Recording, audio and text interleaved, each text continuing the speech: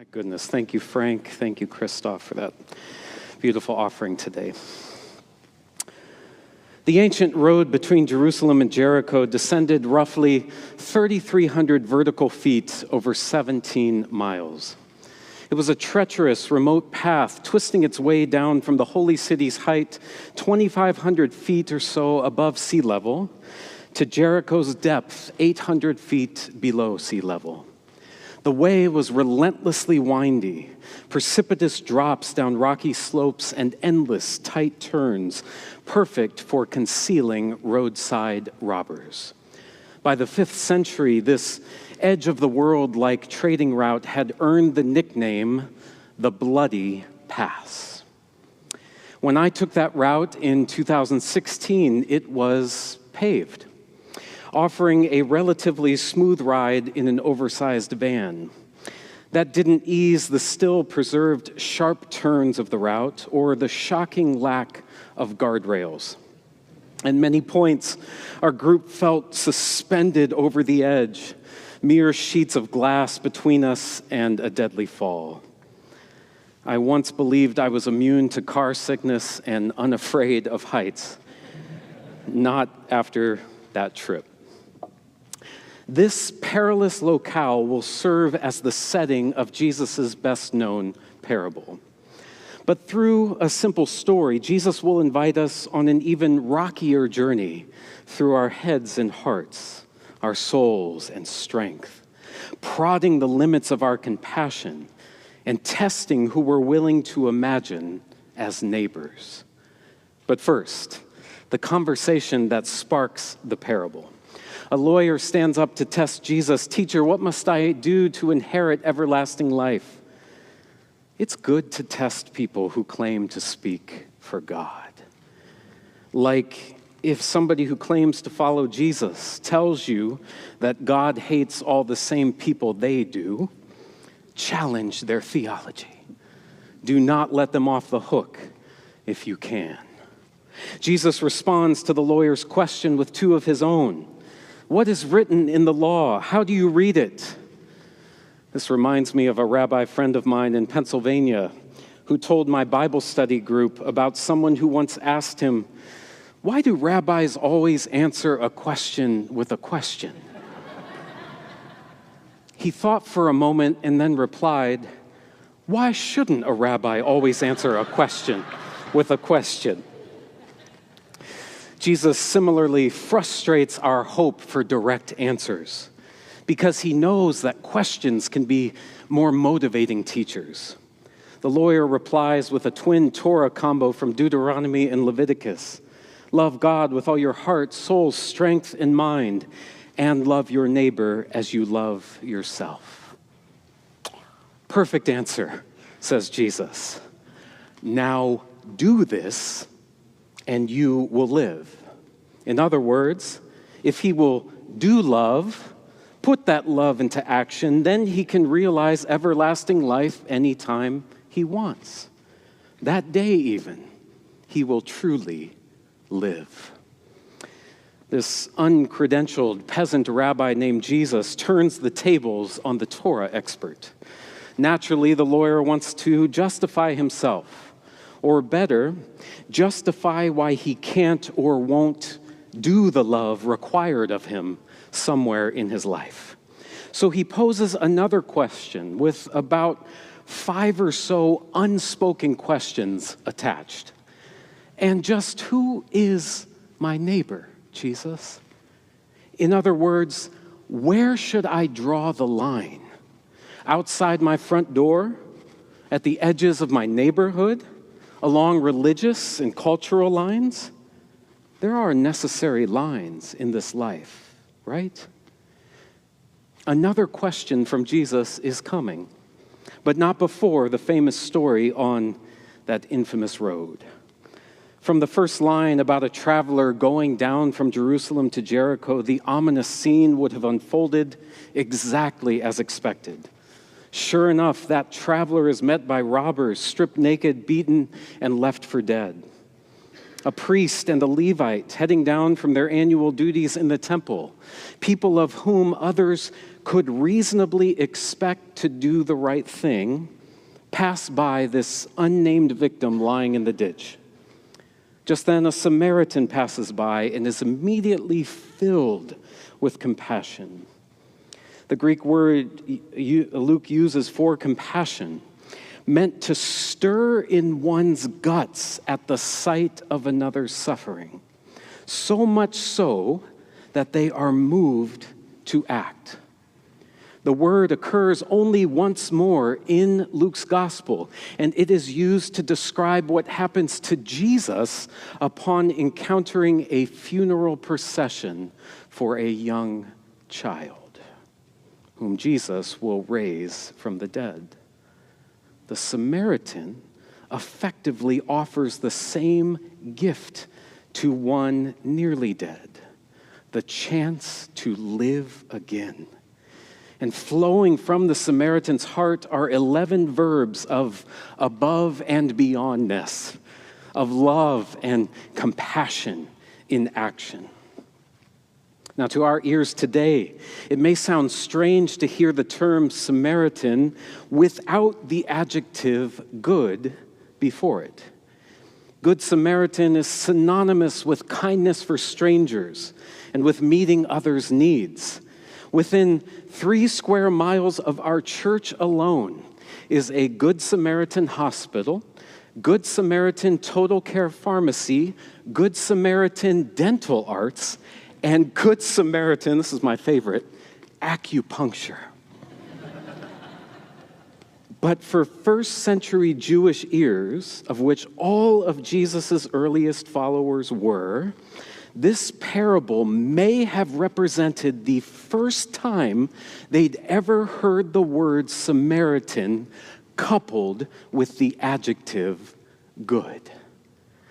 Samaritans and Jews were ancient enemies. Almost 8 centuries before Jesus, Israel was split into northern and southern kingdoms. In the year 722, the north was captured by Assyria. Those not killed or deported survived in part by assimilating into the new culture forced upon them. Eventually, they developed their own scriptures, deeming 2/3 of their counterparts' scriptures invalid. Samaritans also built their own temple on Mount Gerizim with their own priesthood, believing Jerusalem's temple and its leaders to have completely lost their way. They were, in each other's eyes, heretics. Racism was also at play, the South deeming their northern counterparts pagan half-breeds. This heretic is the hero of the story, the last person on earth they'd expect to stop and help one of their own. Can you imagine even them as your neighbor? Jesus is doing nothing less than rewiring neural pathways. As Barbara Brown Taylor says, this is a story designed to do brain surgery on us, opening the possibility that we have our good guys and bad guys all mixed up. None of us really knows what is inside another person. We may think we know based on how our people and their people have treated each other in the past, but we do not know.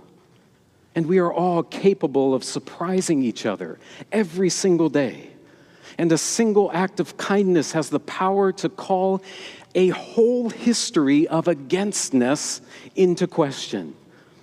That's what this parable of an outsider who embodies the love that the Torah called forth accomplishes. When those who knew it best, those who could quote it by heart, failed to do what it says. Jesus knew that sometimes you have to start telling a different kind of story before a different kind of future can unfold. This reminded me of something that Bell Hooks once said, that the tragedy of any kind of prejudicial thinking is that when we are confronted with circumstances that tell tell us the lies told about someone or some group are not so, we frequently don't enlarge our sense of things, admitting our views were too narrow. No, we are experts at coming up with new ways to protect and defend that way of thinking. But if there were ever a time to examine those ways, it is today. And Jesus' parable, I think, is a timely vehicle to shuttle us through that tumultuous terrain. But to really recover its unsettling punch, we must do a little edge walking, because we're naturally prone to imagine ourselves as the Samaritan, as the hero, the good one.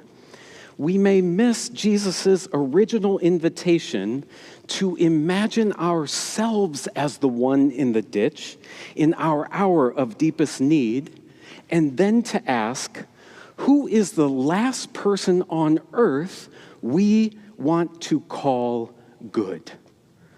The last person we'd like to see or even believe would be standing above us, extending their hand to us when we are helpless. Mine are standing right across the street from us this morning. Perhaps you saw the protesters as you came into church today holding signs of hatred and judgment. My goodness, to announce belovedness and to live it feels more vital than ever. To announce to every person you are created in the image of God.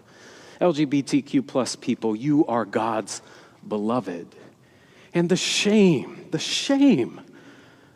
that a love like that for every person on this earth is not known by them, is not being experienced. Yes, the only thing more powerful than hate is love. I'll never forget how Dr. Levine answered these questions in my first New Testament class. Try moving the parable to the West Bank, she counseled, where the ancient kingdom of Samaria was.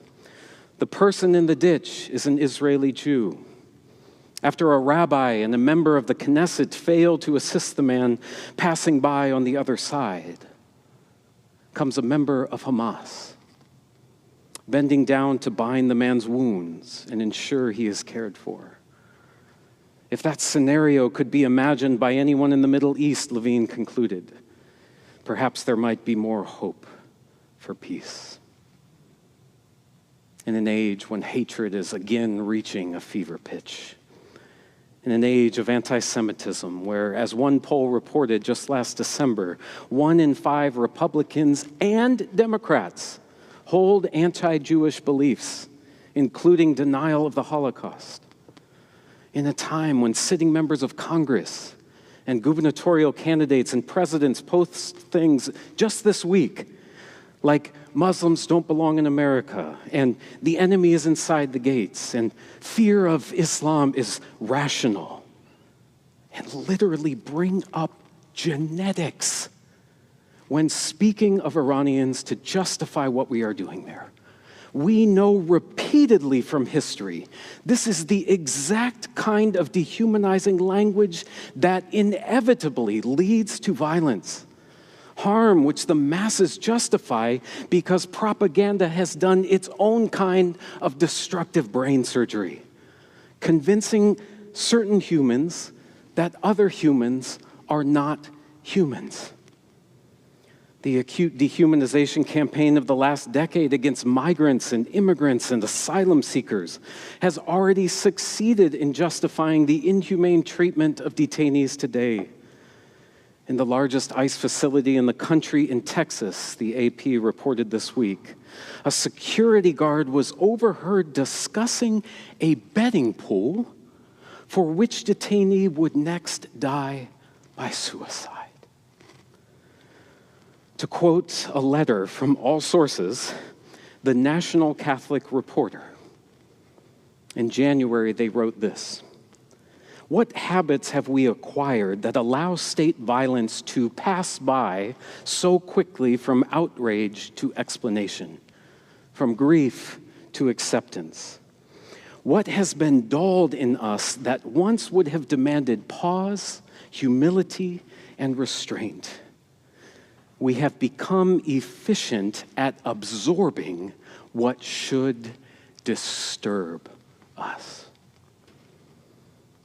So Jesus comes to trouble the waters, asking us to traverse the topography of heart and mind, soul and strength, to imagine the world as not full of enemies to be feared and conquered, but as neighbors all to be cherished and loved. To what edges will we follow to embrace and embody this whole truth? How deep is compassion's well? James Baldwin gets at an appropriately radical answer. Every bombed village is my hometown, he said, and every dead child is my child. Every grieving mother is my mother, every crying father my father. Every home turned to rubble is the home I grew up in. Every brother carrying the remains of his brother across borders is my brother. Every sister waiting for a sister who will never come home is my sister. Every one of these people are ours, just like we are theirs. We belong to them, and they belong to us. What was your question again? Jesus wonders. Yes. And just who is my neighbor? As promised, Jesus presents yet another question in reply. Which of these three, in your opinion, was the neighbor to the traveler who fell in with the robbers? The lawyer can't even bring himself to say the S word. The one who showed compassion, a 5-word response when only 2 words were needed. The Samaritan. What all this looks like in your life and in our shared life is a question we each have to discern. But when the answer becomes clear, may you remember the first direct reply Jesus finally gave and imagine its words now spoken for you, for us. Do this, and you will live. Do love, one ditch at a time, and we will truly live. Amen.